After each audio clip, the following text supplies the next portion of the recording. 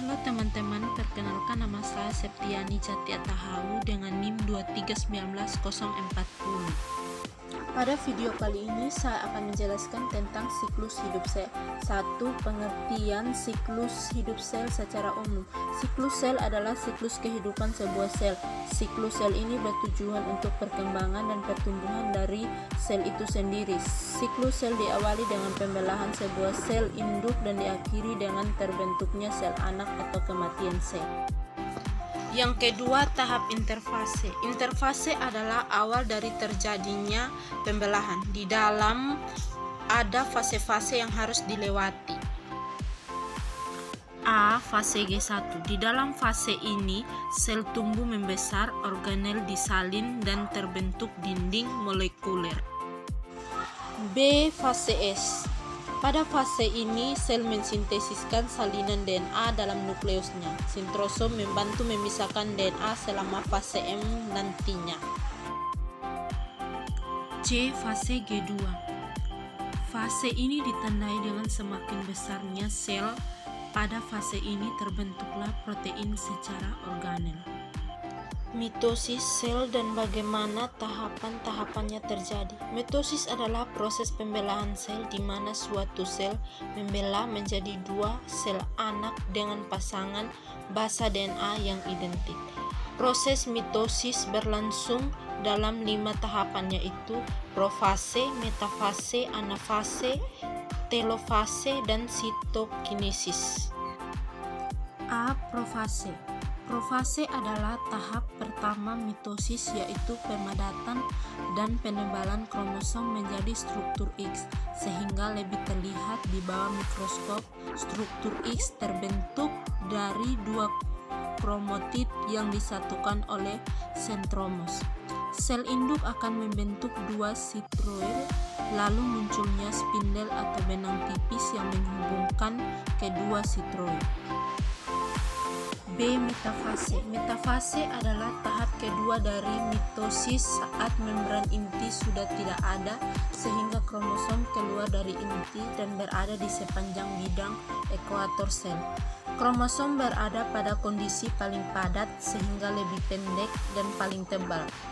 Pada metafase, kromatid saling tolak-menolak dan masing-masing melekat pada serat di ujung kutub yang berlawanan.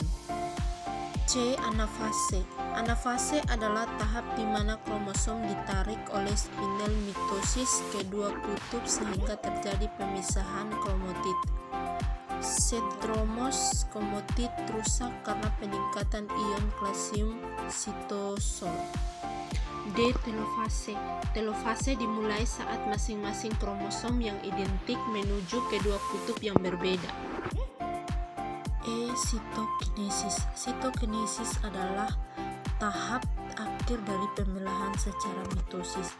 Pada sitokinesis terjadi penyempitan pada sitoplasma. Penyempitan terjadi pada bidang ekuator sitoplasma dan terus berlangsung hingga sitoplasma terbagi menjadi dua, menghasilkan dua sel yang identik. Yang keempat, meiosis sel dan bagaimana tahapan-tahapannya terjadi. Meiosis adalah proses pembelahan sel pada makhluk hidup. Karena melakukan pembelahan 2 kali, meiosis terbagi dalam 2 tahapan besar, yaitu meiosis 1 dan meiosis 2. A. Meiosis 1.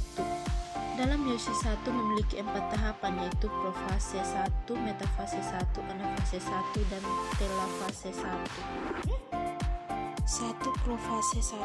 Dalam tahap ini membran inti mulai rusak dan menjadi bagian-bagian kecil, lalu terbentuklah gelendong pembelahan. Setelah itu benang-benang kromatin memadat menjadi kromosom dan kromosom homolog berpasangan.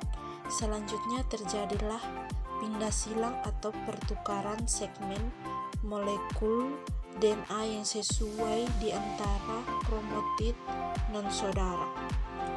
2. Metafase 1. Dalam tahap ini kromosom homolog mulai tersusun rapi di bagian ekuator yang tersusun di atas lempeng metafase. Setelah itu serat spindel menempel pada stromer di setiap kromosom homolog. 3. Anafase 1. Dalam tahap ini, kromosom homolog akan terpisah menuju kutub yang saling berlawanan akibat tarikan dari benang gelondong. Selain itu, di tahap anafase 1 juga akan terjadi reduksi kromosom. 4. Telofase 1. Pada tahap ini, membran inti mulai terbentuk kembali atau disebut juga dengan proses sitokinesis. Sitokinesis sendiri adalah kondisi saat sitoplasma dari satu eukariotik sel membelah menjadi 2 sel anak. B. Meiosis 2. Dalam meiosis 2 juga memiliki 4 tahapan, yaitu profase 2, metafase 2, anafase 2, dan telofase 2. 1. Profase 2. Dalam tahap ini, sentromers membelah menjadi 2 sitriol yang akan bergerak ke kutub sel yang berlawanan. Kromotid pun selanjutnya mulai bergerak ke bidang pembelahan. 2. Metafase 2. Dalam tahap ini, kromosom berjejer rapi pada bidang pembelahan atau ekuator. Setelah itu akan tersusun benang-benang spindel yang salah satu ujungnya melekat pada sentromer, sedangkan ujung lainnya ke arah yang berlawanan. 3. Anafase 2. Pada tahap ini, kromotid terpisah dan bergerak ke kutub yang berlawanan. Kromotid yang sudah terpisah ini pun resmi disebut sebagai kromosom. 4. Telofase 2. Telofase 2 merupakan tahap terakhir dari semua proses yang terjadi.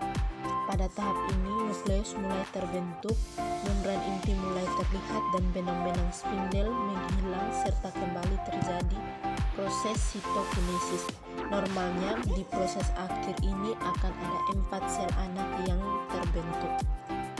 Demikianlah penjelasan dari saya mengenai 1. Siklus hidup sel secara umum, 2. Tahapan interfase sel, 3. mitosis sel dan bagaimana tahapan-tahapannya terjadi, 4. meiosis sel dan bagaimana